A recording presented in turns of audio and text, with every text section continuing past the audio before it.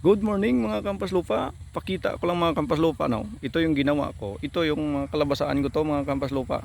Talaga naman ang mga kalabasa ko dito mga kampas lupa. Mayroon pa talaga. Oh, mayroon pa tayong mga bunga na mga dapat haharbisin pa. Pero gusto ko mga kampas lupa, dinidivide-divide ko kasi doon sa kabila tapos na ako magtanim. Yan. Nandito, itong kalabasaan ko na nakadalawa na ako ng harvest.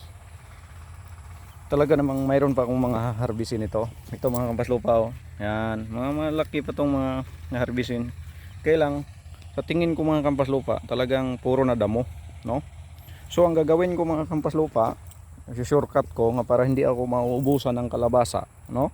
Talagang well maintain ako na mayroon talaga akong tanim na kalabasa kasi every crop talaga pag nagtatanim ako talagang mayroon talaga akong kalabasa kasi nga yun yung pinaka number 1 na sahog sa tawag na pinakbit, no? Ito yung kampas lupa, oh. Ito yung shortcut na sinasabi ko. Itong gitna kalabasaan to mga kampas lupa, hindi ko pa natapos ng harvest to, ha. Ito yung gitna, so nagkanal ako sa gitna. Magtatanim ako dito. Ito example, magtatanim ako dito sa side na to, no? Pagtanim ko dito sa kabila, ang creeping area niyan, yan papunta yan doon yan gagapang. So, ang dito yan sa kabila man, kabilang kanal, dito rin tanim, doon din yung gapang. So, ang gitna, ito yung pinaka walkway ko, at saka ito yung pinaka flooding area ko. Dito ako maghila ng tubig, no? So, mga kampas lupa, dahil yan yung mga damo na napakakapal niyan. So, magtatanim muna ako para makakonsume na ako ng time o panahon.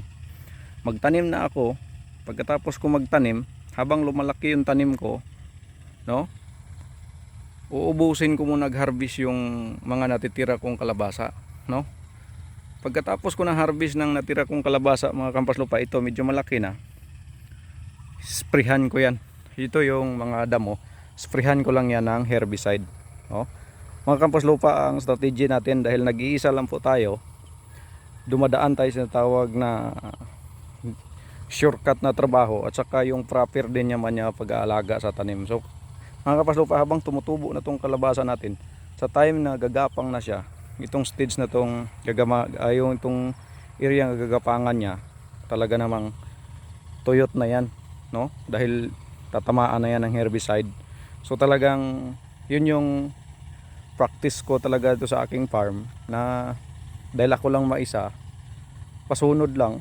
Saka yung practice ko talagang kung sa tawag nila diskarte talaga, na medyo shortcut kasi nga ang importante naman sa lahat, habang nagsusunog tayo ng panahon, mayroon tayong tanim na hinihintay. Kasi kung wala tayong tanim, no, kung kinakapos tayo ng panahon, talaga namang wala tayong so kailangan i-divide talaga natin yung panahon, no.